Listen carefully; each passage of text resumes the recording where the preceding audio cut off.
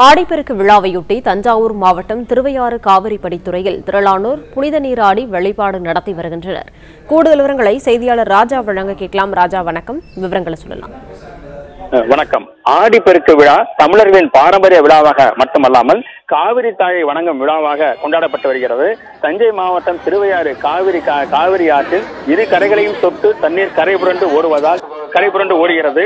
பொதுமக்கள் அந்த காவிரி ஆற்றின் புஷ்ப மண்டப படித்துறையில் பழங்கள், காதோலை கருகமணி, மஞ்சள் கயிறு மற்றும் புதுமண தம்பதிகள் திருமண நாளில் அணிந்திருந்த மாலை, தாலி ஆகியவற்றை வைத்து பூஜை செய்து சூரிய பகவானுக்கு கற்பூர ஆராய்ச்சி காட்டி வழிபட்டனர். பின்னர் பெண்கள் ஒருவருக்கு ஒருவர் கழுத்தில் மஞ்சள் கயிறு அணிவித்துக் கொண்டனர்.